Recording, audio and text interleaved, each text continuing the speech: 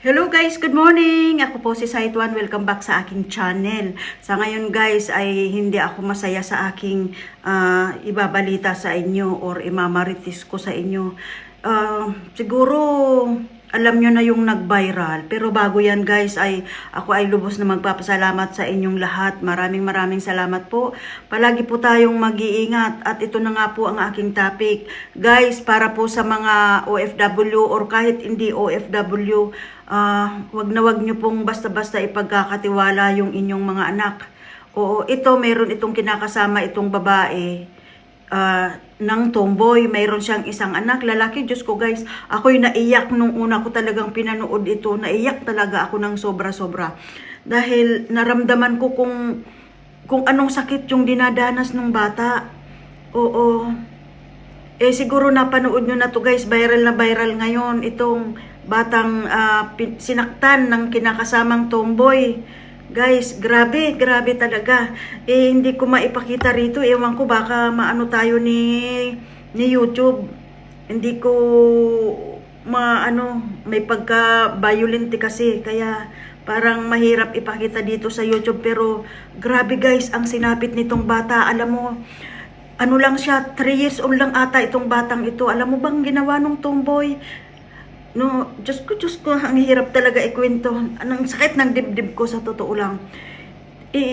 Inaapakan yung ulo ng bata, tinatadyakan, sinasampal, kung ano-anong pananakit yung ginagawa nitong tomboy na ito doon sa anak ng kanyang kinakasama. Kaya kayo guys, huwag nyong ipagkakatiwala yung mga anak nyo.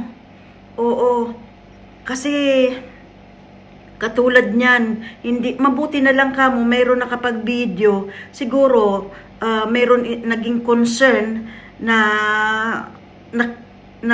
kapitbahay or netizen na videohan yung ano bang tawag dito? Yung pananakit sa bata. Grabe guys, ako kanina, Diyos ko, hindi ako makatayo sa awa doon sa bata nung una kong mapanood. Grabe talaga, sobrang grabe talaga.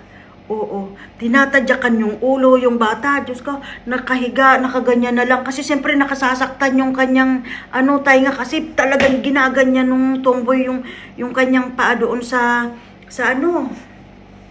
bata. Ang liit pa. Kahit naman anong gawin dito sa bata, hindi ito lalaban. Kaliit-liit. 2 taon yata ito, 3 taon. Maliit pa.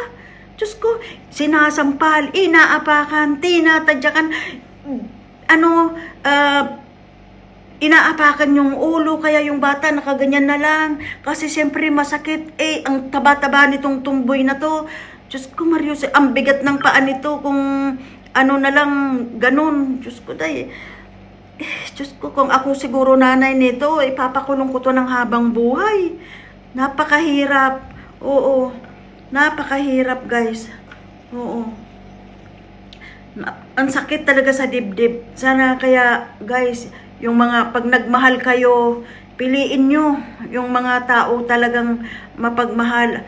Alam mo, ako guys, dumanas din ako nagkaroon din ako ng stepfather. Wala akong kapatid guys, wala akong kapatid. Pero nagkaroon ako ng stepfather. Pero yung nanay ko nandoon, hindi ako iniwan sa stepfather ko dahil ako mismo hindi ako papayag na iiwan sa stepfather kasi medyo siguro nung nagkaroon ako ng stepfather, ako ay nasa 8 years old na. Oo, may alam na ako. So hindi ako papayag din na maiwan doon sa stepfather ko kasi siyempre lalaki yon, babae ako. Oo, hindi pwedeng ayaw kong pag nagpupupo ako, ayaw kong may ibang taong umahawak ng puwit ko. Siyempre babae ako. Siyempre gusto ko yung nanay ko ang gusto kong maghugas ng aking puwit, di ba? Kasi kaya kaya naranasan ko rin ang magkaroon ng stepfather, pero ni minsan hindi ako sinaktan ng aking stepfather. Napakabait niya hanggat siya ay nawala sa mundo, mabait pa rin siya sa akin. Oo. Kaya pipiliin nyo guys yung mga taong mga ganun. Kapag ganun na ang nangyayari, wag huwag kayong mag-stay. Kapag nararamdaman nyo na hindi safe ang inyong mga anak, huwag kayong mag-stay. Ito nga tomboy, pero naku, kung sino ka man tomboy ka, naku, naku, nanggigil ako guys. Galit talaga ako. Kasi, hindi ko lang talaga maipakita. Kasi, nandito sa aking nandito, grabe yung sakit na pinadanas dito sa,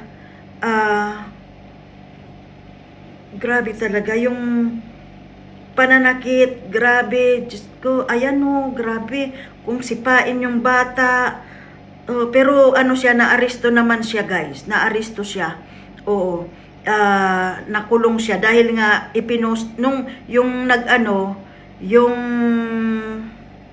tomboy ay yung nagvideo ipinost, kaya ayan guys ang kanyang pagkaparusahan, kinuha siya sa kanyang tinitirahan at siya ay ikinulong.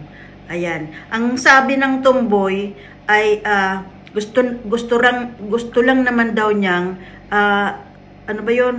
suwituhin yung bata. Hindi ganoon. Walang kalaban-laban yung bata. Dapat lang talaga na ikulong itong tomboy na ito. Yung bata kawawa, pero nasa na siya ngayon? Nasa pagamutan. Kasi baka na-injured yung kanyang dito kasi inapakan niya eh. Tinadyakan niya pa yung likod. Tapos sinampal niya ng napakalakas. Balot na siya ng pananakit. Balot pa siya ng mura. Grabe. Napaka walang hiya. Matindi itong ginawa nitong lalaki na ito. At mabuti na lang talaga ay meron nakapag-video na netizen. At ayun, na siya, na ipakulong. Wag nang palabasin sana itong tomboy na ito. Kasi hindi pwede. Para sa akin, hindi pwede yung ganitong pananakit. Oo. Hindi pwede. Hindi ko lang maipakita talaga dito dito sa binablog ko kasi baka anuhin tayo ni YouTube. Kaya hindi ko mapakita. Grabe talaga yung ginawa niya dito sa batang ito. Grabe. So guys, ayun lang guys ang aking masasabi. Inano ko lang yung sakit ng dibdib na nararamdaman ko.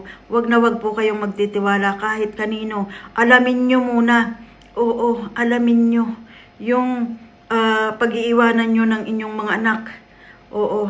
Kung po pwede lang, wag na kayong mag-abroad. Nasa Pilipinas na lang kayo kung hindi kayo sigurado sa mga iiwanan nyo ng inyong anak. Oo, masakit guys. Ikaw nagtatrabaho ka sa ibang bansa para lang sa iyong anak. Hindi mo alam, nilalapastangan na pala yung iyong anak. Wala kang kaalam-alam. Kaya mahirap ipagkatiwala talaga guys. So ayun lang guys at ako yung maglalagin na. Ingat po kayo at maraming salamat po ulit sa inyong lahat at paki-suportahan niyo po ang aking channel. Maraming salamat po sa inyong lahat at mga picture na lang yung aking ilalagay dito sa vlog na ito. Kasi hindi ko pwedeng yung video. May video ako niyan, kaya lang hindi ko mailagay kasi nga sobrang violent yung pagkagawa doon sa bata. Oo. Baka maano tayo ni YouTube. So guys, maraming salamat sa inyong lahat. See you on my next video. Bye-bye.